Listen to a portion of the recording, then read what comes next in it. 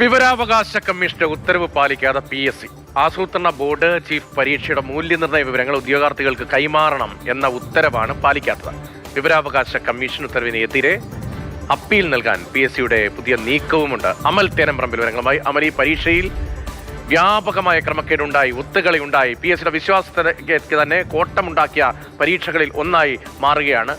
അപ്പോൾ മറച്ചുവെക്കാനുള്ളത് കൊണ്ടായിരിക്കുമല്ലോ ഈ വിവരാവകാശ കമ്മീഷൻ ഉത്തരവിന്റെ ഭാഗമായി മൂല്യനിർണ്ണയത്തിന്റെ വിവരങ്ങൾ പുറത്തേക്ക് നൽകാത്തത്.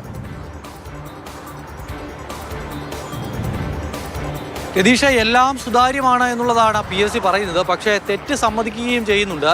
ഈ ആസൂത്രണ ബോർഡ് ചീഫ് പരീക്ഷയുടെ മൂല്യനിർണ്ണയത്തിൽ പ്രശ്നങ്ങളുണ്ട് എന്ന് സമ്മതിക്കുന്നു. അതോടൊപ്പം സർക്കാർ പ്രഖ്യാപിച്ച ക്രൈംബ്രാഞ്ച് അന്വേഷണത്തോട് പൂർണ്ണമായും സഹകരിക്കും എന്നൊക്കെ പറഞ്ഞ് കഴിഞ്ഞ ദിവസം ഒരു വാർത്താക്കുറിപ്പ് PSCയിൽ നിന്ന് വന്നതാണ്. പക്ഷേ അങ്ങനെയൊക്കെ പറയുമ്പോൾ പോലും ഈ ഉത്തരക്കടലാസ് പുറത്തേക്ക് വരുന്നതിൽ, അല്ലെങ്കിൽ മൂല്യനിർണ്ണയത്തിൻ്റെ വിശദാംശങ്ങൾ പുറത്തേക്ക് വരുന്നതിൽ PSCക്ക് നല്ല ആശങ്കയുണ്ട് എന്നുള്ളതാണ് ഇപ്പോഴത്തെ PSCയുടെ നടപടികൾ വ്യക്തമാക്കുന്നത്. ഈ വിവരാവകാശ കമ്മീഷൻ്റെ ഒരു ഉത്തരവുണ്ടായിരുന്നു.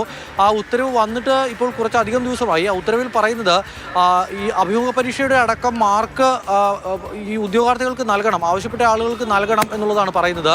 ഉത്തരക്കടലാസും നൽകണമെന്നൊരു കാര്യം അന്ന് ഈ വിവരാവകാശ കമ്മീഷൻ ഉത്തരവിൽ പറഞ്ഞിരുന്നു. പക്ഷേ ആ ഉത്തരവ് പാലിക്കാൻ തയ്യാറായിട്ടില്ല എന്നുള്ളത് മാത്രമല്ല, ഹൈക്കോടതിയിലേക്ക് അപ്പീൽ നൽകാനുള്ളൊരു നീക്കവും നടത്തുകയാണ് PSC. അതിനാൽ തന്നെ നിലവിൽ ഈ വിവരാവകാശ കമ്മീഷൻ്റെ ഉത്തരവ് പ്രകാരം ഈ ഉത്തരക്കടലാസിൻ്റെ വിശദാംശങ്ങൾ പുറത്തു വരില്ല എന്നുള്ളതാണ് ഇപ്പോൾ മനസ്സിലാക്കാൻ കഴിയുന്നത്. കാര്യങ്ങൾ അത്ര സുതാര്യമല്ല. PSC പറയുന്നത് പോലെ, അല്ലെങ്കിൽ എന്തൊക്കെയോ മറച്ചു വയ്ക്കാനുണ്ട് എന്നുള്ളത് വ്യക്തമാക്കുന്നതാണ് PSCയുടെ നടപടി.